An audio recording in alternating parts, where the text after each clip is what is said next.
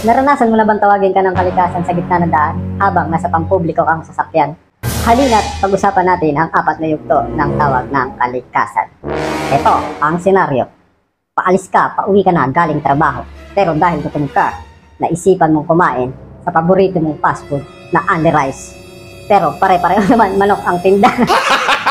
Ang malupit pa nun, nahihirapan ka pang pumili kahit alam mo lang pare-pareho namang manok ang tinda nila. To cut the long story short, natapos kang kumain at sumakay ka ng bus nang biglang maramdaman mo na may masamang hangin na papalabas sa pagitan ng iyong mga bayag. At dito na nagsisimula ang unang yugto, ang pag-utot. Ito yung dahan-dahan mong itataas yung gilid ng iyong tumbong para malabas yung nananalaytay na masamang hangin sa butas ng puwet mo. Tapos nananalangin ka sa mga santo ng mga utot na wala sanang lumabas na kahit anong tunog. Kaso may nabuong tunog, tumingin sa iyo ang katabi mo. At tumingin ka rin sa kanya. Habang pinapakiramdam mo kung utot ba o etas yung lumabas. Tapos nagpapanggap ka na walang alam at naghahanap ka na pwedeng sisihin. Ang baho naman nun.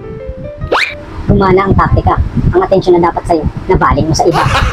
Nakahinga ka rin ng maluwag, ngunit ilang segundo lang, nag-umpisa ka na naman mabalisa at ang dating akala mo'y utot lang, nagsisimula ng magbadya. Pangalawang yugto, ang pagbabadya. Pilit mong inaalala ang mga sayang nangyayari sa'yo buong araw. Nililis ang atensyon mo sa butas ng puwet mong may lamang doorbox na nag-uumapaw. Kailangan pigilan ng kalaban sa pagdukaw. Ngunit naalala mo yung sinabi sa'yo ng tropa mo na kagatin ang dulo ng daliri mo para hindi lumabas. Ngunit hindi kumana, hindi totoo ang sinabi ng tropa mo. Ikatlong yugto, ang pagpipigil. Malayo ang tingin at naghahanap ka ng malapit na palikuran sa iyong paligid, ngunit napansin mo nasa expressway ka pala. Nagsisimula ng tumayo ang mga balahibo, nagpapawisan ka ng malagkit kahit nakaputok ang aircon sa mukha mo. Sinubukan mong takpan para may sakaling mapagbabago at ayaw na ayaw mong tamaan ng hangin ng balat mo.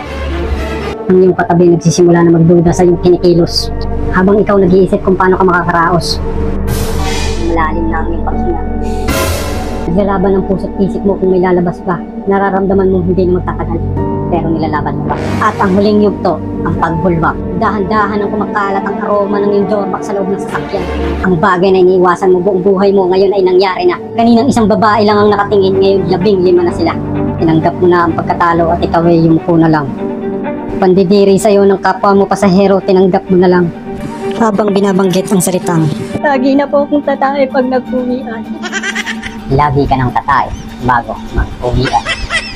Shoutout nga po pala dun sa aming Team Trilogy sa Gitnahanan is 7-0 na kami ang standing namin doon at sa dito sa West is 5-0 na kami at waiting po kami para makalaro sa finals. At ayan, maraming salamat po. At sa mga gusto magpatato, just PM lang sa akin, direct message sa Clay Tattoo at Gallery o sa aking direct account na Clay Tats. Maraming salamat po. Hanggang sa muli, ganito na lang.